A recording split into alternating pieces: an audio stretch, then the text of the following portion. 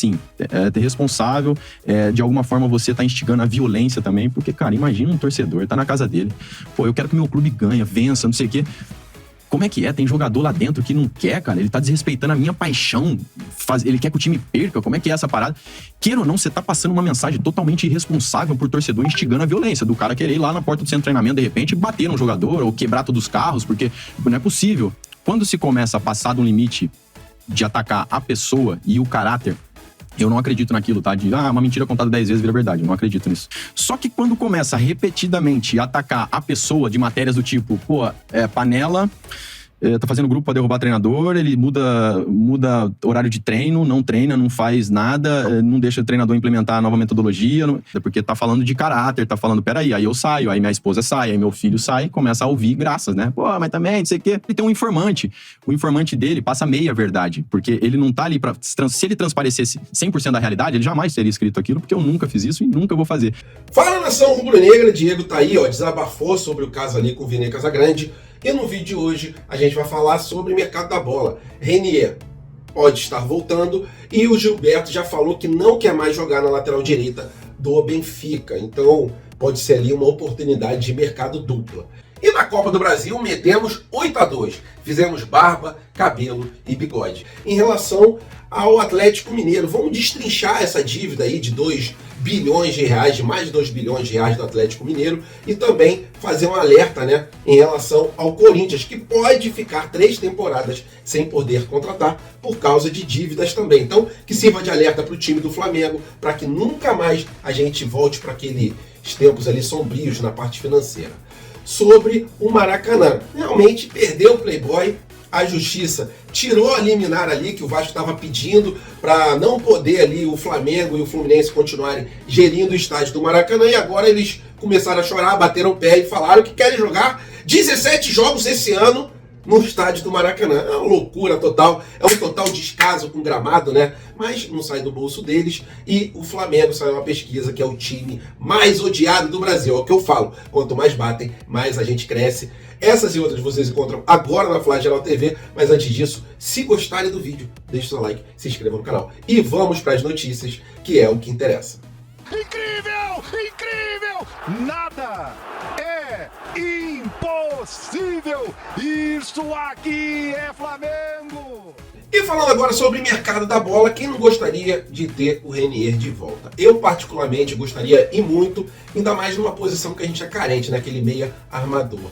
Sendo que a situação dele no Girona está periclitante, o Girona não está gostando da atuação do ex-jogador aí do Flamengo e também atual jogador do Real Madrid, porque ele está emprestado, e o Girona não vai querer renovar esse empréstimo. Real Madrid pretende emprestar o jogador, e segundo o jornalista Renan Moura, pode ser até mesmo para o clube rubro-negro, já que o Flamengo e o Real Madrid têm ali uma simbiose legal, né, no entendimento, na amizade. Uma outra situação é o lateral direito Gilberto. O Gilberto, que é do Benfica, já está ali numa situação ruim com o técnico do atual time e falou que não vai querer continuar no Benfica. É um lateral direito que há um tempo atrás o Flamengo quis. O Flamengo ainda está em busca de um lateral direito, apesar de eu enxergar a lateral esquerda como a maior preocupação do time rubro-negro, isso porque a gente tem praticamente somente o Ayrton Lucas. Felipe Luiz vive contundido, ele já está no último ano de carreira. É isso, galera. Vocês gostariam aí de ver novamente o Renier atuando pelo time do Flamengo? Gostariam de ver o Gilberto, jogador bastante experiente, jogando pela lateral direita do time rubro-negro? Por favor, coloque a sua opinião aqui nos comentários pra gente fazer aquela resenha após o vídeo. E o Flamengo, hein, que fez barba, cabelo e bigode na Copa do Brasil. Metemos 8-2 no Maringá, foi uma partida boa de ver. Passamos alguns sustos ali durante o jogo, mas no final das contas arrebentamos a boca do balão. Fizemos uma diferença de o dobro do que a gente precisava. Fizemos 8 gols, 6 gols ali de diferença, e a gente precisava, na verdade, fazer 3 gols de diferença. Pedro foi o destaque do jogo com 4 gols, arrebentou a boca do balão. Thiago Maia fez gol, Gerson fez gol, Cebolinha fez gol e o Gabigol também fez um gol ali de pênalti e discutiu com o torcedor na saída do gramado, mas uma situação ali que o torcedor cobrou o Gabigol, mas ao meu ver, Gabigol foi bem no jogo, deu passes decisivos e o Flamengo agora está classificado para as oitavas de final. Diferentemente do Corinthians, né, que teve que ir para os pênaltis contra o Remo, se salvou ali no apagar das luzes. Flamengo, mais uma vez, mostrando que o Sampaoli chegou e está dando realmente uma cara ali de time agressivo, que não se importa se está ganhando de 1 gol ou 2 gols de diferença, ele parte para cima e quer fazer mais. E isso é muito bom. A gente jogou bem contra o Inter, infelizmente perdemos, e nessa partida do Maringá, que eu falei no começo do vídeo, fizemos barba, cabelo e bigode. Parabéns à equipe rubro-negra. Quando vai mal a gente cobra e quando vai bem a gente elogia. E o Sampaoli, aplaudido pela nação rubro-negra, vem mostrando que o sonho dele pode se tornar também uma realidade para a nação.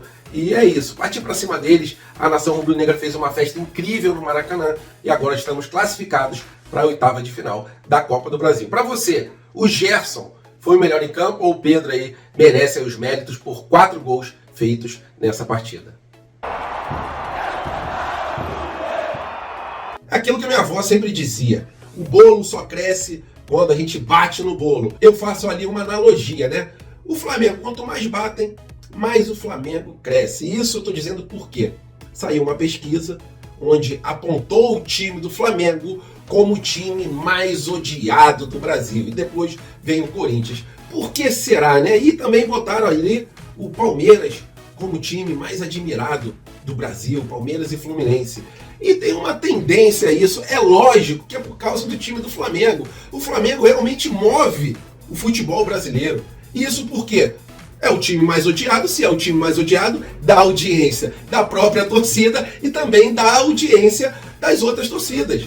Então o Flamengo consegue gerar assim, uma audiência monstruosa, porque a torcida do Flamengo é gigantesca e a torcida arco-íris também é bastante grande e sempre torcem contra o time rubro-negro. Por isso que ele é o mais odiado do Brasil. E o Palmeiras, em contrapartida, né, é o rival hoje em dia do time do Flamengo. Então as outras torcidas admiram o Palmeiras porque é o time ali que tem batido de frente com o time rubro-negro de 2019 para cá.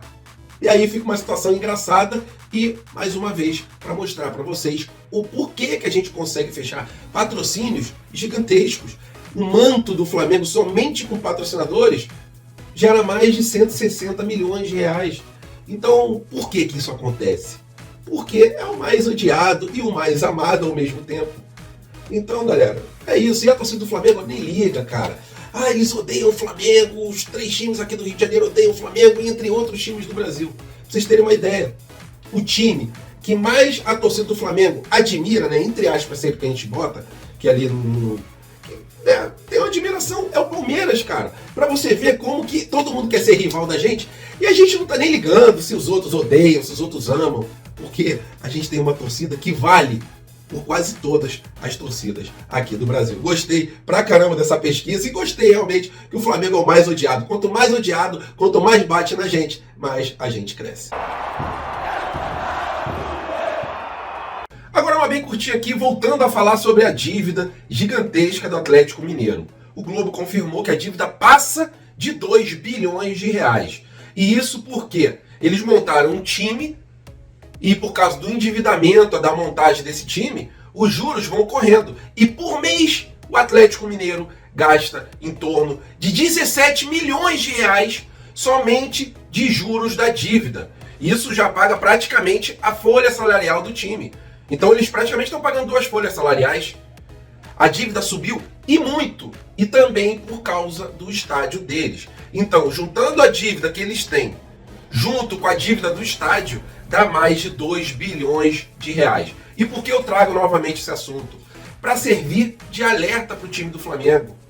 Para mostrar também o exemplo que foi o Flamengo em 2013, montando um time que dava para pagar, e o título, conforme o Bandeira falou, é uma coisa que não era o objetivo principal. O principal era sanar as dívidas, pagar a quem o Flamengo devia. Então que fique de alerta essa situação do Atlético Mineiro. Muita gente comentou que seria injusto eles perderem pontos, eles ali serem rebaixados, até porque o Flamengo já passou por uma situação parecida. Só que eu até comentei lá, respondi os comentários, né, falando que poderia existir um limite, né? Pô, 2 bilhões de reais é um valor gigantesco. Então as pessoas que estão aí precisando do dinheiro, elas ficam a princípio a ver navios. O Atlético Mineiro até tentou vender o pedaço do shopping para a Multiplan, mas acabou a Multiplan dando para trás. E uma outra situação, outro alerta, é o Corinthians, que eles contrataram o Bozelli numa época e não pagaram. E se eles não quitarem essa dívida em 45 dias, eles vão ficar proibidos de fazer qualquer negociação de transferência por 3 temporadas. Então, que sirva de alerta, que a diretoria do Flamengo fique sempre muito atenta a tudo isso, para que a gente nunca mais volte no estágio que a gente estava uns 15 anos atrás. E agora falando novamente sobre Maracanã. O estádio do Maracanã, todo mundo sabe que o governo renovou ali a licença temporária para Flamengo, e o Fluminense é um que através do Flamengo consegue também estar ali presente no Maracanã. Mas a permissão realmente é do time do Flamengo.